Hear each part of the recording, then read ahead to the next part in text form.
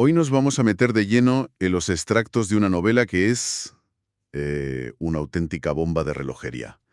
El Evangelio según Van Houten, del autor argentino Abelardo Castillo. Uf, tremendo. Y la premisa es de esas que te atrapan desde la primera línea, de verdad.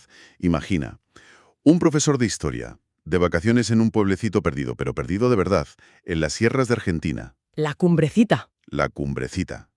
Y allí se tropieza con un misterio que, bueno, que amenaza con dinamitar los cimientos de la fe occidental.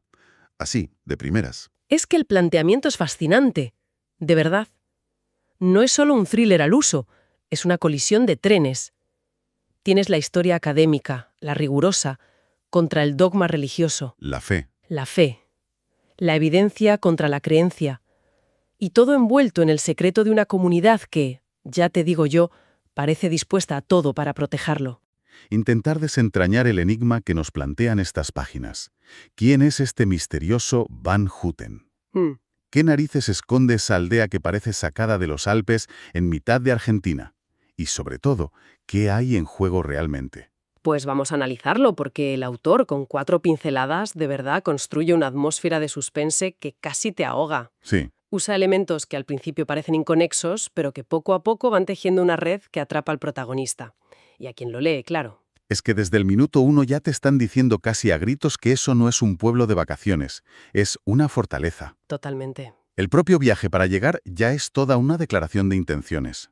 El chofer que lo lleva, un húngaro, Blatzlak, que va escuchando marchas militares alemanas. Vaya detalle. Le suelta, como quien no quiere la cosa, que el camino es malísimo a propósito. Claro. O sea, que no quieren visitas. Ahí está. No es un bache casual, es un muro. Es una barrera. Y la frase del chofer es brutal, es casi una contraseña. Sí. Le dice, viven de la gente que viene a esos hoteles, pero no les gusta mucho la gente. Te está diciendo, vienes una cartera con patas, pero no te queremos aquí. Joder, es la bienvenida más hostil posible. Exacto. Y con esa sensación llegas a la Cumbrecita, que la describe como una aldea alpina en miniatura. Fundada por alemanes, todo muy idílico en apariencia, pero con un subtexto que ya te pone los pelos de punta. Es que el autor juega de maravilla con los tropos clásicos del género. Tienes el lugar aislado, la comunidad hermética que te mira por encima del hombro, Sí, y el forastero que llega por puro azar. O eso parece al principio. El viaje en sí mismo ya es un filtro. La Cumbrecita no es un destino turístico, es un escondite. y la pregunta es esa, ¿qué o a quién escolden? Exacto. Pues bueno, no tardamos mucho en tener una pista. El protagonista, que solo busca un libro para matar el rato, se encuentra en la biblioteca del hotel con la pieza clave de todo el puzzle. Ajá. Un ensayo sobre los esenios firmado por un tal Stanislao Van Houten, un arqueólogo famosísimo, súper polémico, al que todo el mundo daba por muerto en un accidente de avión, en 1975. Y aquí lo tenemos. El personaje central, aunque al principio sea un fantasma, Van Houten es el arquetipo puro del erudito prohibido. Totalmente. Esa figura clásica de las novelas de misterio que se acerca demasiado a una verdad que es incómoda para el poder. Es que el perfil del tipo es una pasada. Para algunos era un genio, un sabio. Para otros, un hereje o directamente un loco. Claro, como siempre. Tenía teorías que eran dinamita pura, como que las murallas de Jericó no cayeron por un milagro divino, sino por ingeniería. Y le lanzó un dardo a la iglesia que es demoledor. Dios, Santo Padre, no necesita de nuestras mentiras. Uf, Era un buscador de la verdad histórica, le doliese a quien le doliese. exacto. Su objetivo no parece ser destruir la fe, sino las mentiras, que a veces, se construyen a su alrededor. Lo fascinante es cómo el autor mezcla esto con hechos reales. Sí, eso es. La controversia sobre los rollos del Mar Muerto fue un escándalo académico y teológico real, muy sonado. Ya.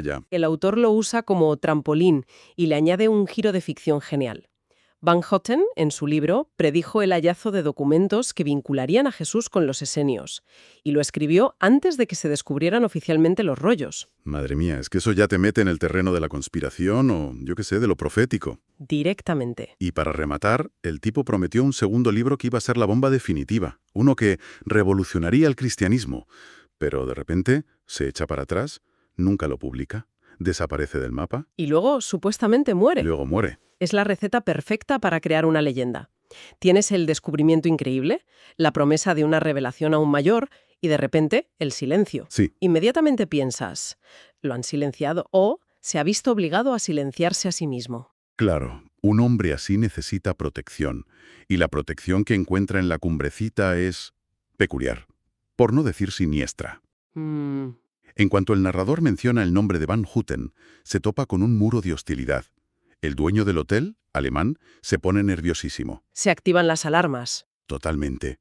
Cuchichea con una mujer y le arranca el libro de las manos, diciendo que es personal. Ya no es solo una comunidad cerrada.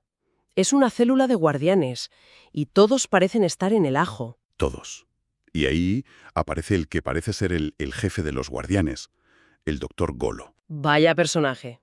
Un médico de 80 años, cínico, cultísimo, que parece sacado de una novela de espías, y que básicamente se dedica a interrogar al narrador con una sutileza que da miedo. Es que Golo no es el médico del pueblo, es el perro guardián, el interrogador. Sí, sí. Más adelante se revela que su verdadero nombre es Lev Nikolayevich Golobuzhov, y que era nada menos que toxicólogo para la Checa, Ostras. la policía secreta de la era stalinista. O sea, un tipo que sabe cómo hacer preguntas y cómo detectar mentiras. Su trabajo es calibrar al forastero. ¿Es un turista curioso o una amenaza? Y es él quien le suelta la siguiente pieza del puzzle, con una frialdad que hiela la sangre. Le dice, Van Houten vivió y murió acá. Está enterrado en el cementerio de la cumbre. Uf, O sea, confirma la muerte, pero la reubica, la hace suya. Es como decirle, sí, la historia que conoces es cierta, pero el capítulo final nos pertenece. Y no hagas más preguntas. pero claro, a un profesor de historia le dices no hagas preguntas y es como echarle gasolina al fuego. Totalmente. Así que, cada vez más obsesionado, sube al cementerio con una chica misteriosa, Cristiane. Y aquí, de verdad, viene el giro que es una pasada. A ver, El narrador se planta delante de la tumba. Estanislao Van Houten, 1901-1975. Parece el final de la historia. Pero él, que es un tipo listo, se ha pasado la noche atando cabos y le suelta a la chica la bomba. Esta tumba es una farsa. ¿y cómo lo sabe?